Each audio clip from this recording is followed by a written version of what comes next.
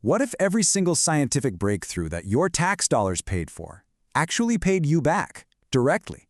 Today we're going to dig into a proposed bill that could totally change who profits from taxpayer-funded research in the US.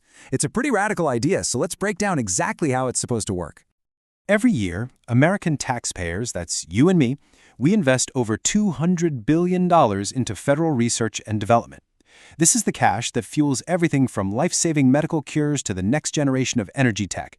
I mean, it is a staggering investment in our future. And that really gets to the heart of it. The central question this whole piece of legislation is trying to answer. When one of these taxpayer-funded projects leads to some multi-billion-dollar invention, who actually gets the financial return? Who owns that patent? All right, so here's our game plan for this explainer. First, we're going to look at the sheer scale of the money involved. Then we'll get into the current ownership model. From there, we'll dive deep into the new proposal, how this trust would work, what this citizens' dividend is all about, and finally, we'll get into the super important fine print. So let's kick things off with the money. To really get what this bill is about, you have to understand the massive scale of the public investment we're talking about, because that's the foundation for this entire debate. This quote, it gets right to the philosophy of the bill. I mean, they're not pulling any punches here. It reframes public R&D. It's not just an expense anymore, it's an investment. And it's an investment that, in theory, should pay a direct financial return to the people who funded it in the first place, the taxpayers.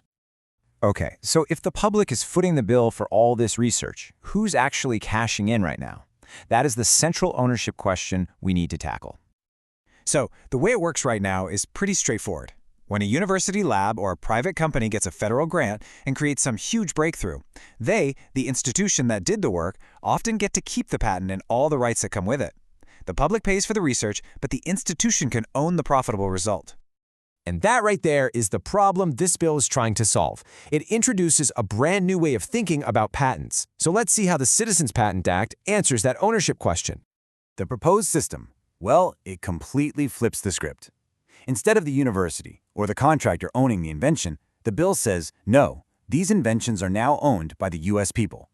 It's a really simple but, honestly, a profound shift in who owns what. Okay, so what exactly would the public own? The bill is super specific about this. It covers any subject invention. What does that mean? Well, it's any invention, discovery, or even just an improvement on a process that was first thought of or developed while doing work under a federal funding agreement. All right, so if the public owns all these patents, who's going to manage all of that? I mean, that's a huge job, right? Well, that brings us to something called the American Innovation Trust, a whole new entity designed to handle all this public IP. The whole process is laid out in 5 pretty clear steps. First, any new funding agreement gets signed with a mandatory clause in it that assigns the rights to the U.S. Then, when an invention is made, all the rights automatically go to this new American Innovation Trust. From there, the trust's job is to license that invention out to commercial companies, and then all the royalties it collects get sent right to the U.S. Treasury. Now, the idea here isn't to just hoard these patents. No way. The trust would be required to license them on what are called FRAN terms. That stands for fair, reasonable, and non-discriminatory. The goal is to get the technology out there for broad use, not to create monopolies. And they suggest a royalty rate somewhere in the ballpark of 4 to 8% of net sales. But wait, there's more to this. It's not just about who owns the patent. There's another really big goal baked right into the bill, and that's to create a powerful incentive to bring manufacturing back to the U.S. So how do they do that?